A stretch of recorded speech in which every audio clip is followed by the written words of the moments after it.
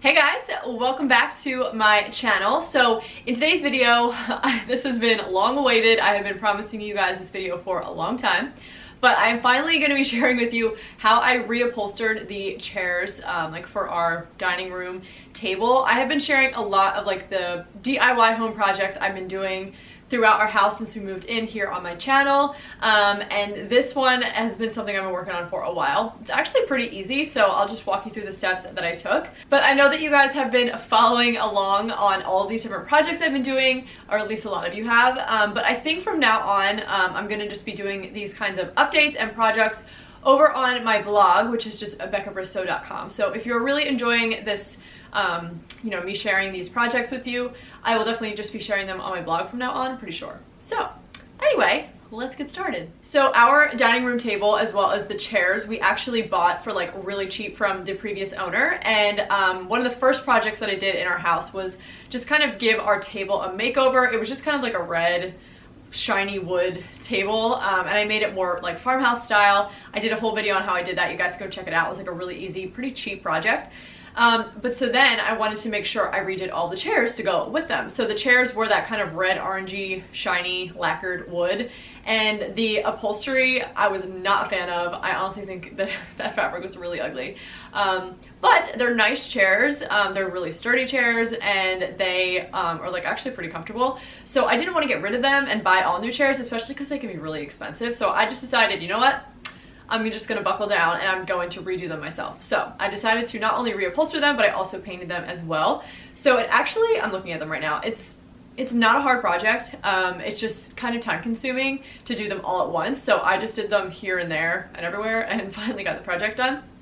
So as far as what I used, all I needed was some chalk paint and then shellac. I didn't wax them to seal them. I did put shellac on there so I wouldn't ever have to do it again. And then just some fabric to reupholster, and then actually just to put the new fabric on, you just need like a staple gun, some staples, and then also I used like a flathead screwdriver to pull the existing staples out. So the very first thing that I did was just remove the existing upholstery cushion from the chair so that I could paint it. And then I just used some white chalk paint. I actually make my own chalk paint, and I've done a blog post on it. I will link it down below. If you guys are curious how I make it, it's really easy and much cheaper just to make yourself. So I went ahead and just painted each of the chairs, just painted them with one coat of white. It really was like a nice kind of streaky, distressed, messy finish, which I actually kind of liked. And also doing two coats would have been kind of a pain. But if you want more of just like a very matte, not matte, opaque white or whatever color you're going for, and it's going to be on dark wood, I would definitely probably do two coats. But I kind of liked that distressed, not perfect finish. So I just did one coat of the paint. And then once it was completely dry, I went in with one coat of shellac, and I just did that all over the chair. The one that I use has kind of like a yellowy, has like a yellow color to it, but when it dries, it's completely clear. So you can use wax to seal chalk paint, which is typically what people do. And the reason I use chalk paint is just because you don't have to sand before. You can just paint right on whatever wood surface. Most people will use wax to seal chalk paint, you know, pieces. That's typically what people do, but it doesn't last forever because it's wax. You have to redo it. And I just knew that these chairs were going to get a lot of use. They were going to be grabbed and pulled, lots of fingerprints and touching. And I just figured once, you know, I'm just going to do one and done. I know they're going to get a lot of use, and I don't want to have to go through and wax. And I also don't want them to get stained from like hands and stuff like that. So I just did one coat of the shellac. And then when it was time to do the actual upholster, the very first thing that I did was just with that flathead screwdriver, I just popped out all the staples. And this does take a little bit of time, but it is very easy. You just have to wiggle each one out. And then once the staples were completely out, the first chair that, like the first upholstery that I pulled off, I actually used that to cut new new pieces of fabric that I was gonna reupholster on.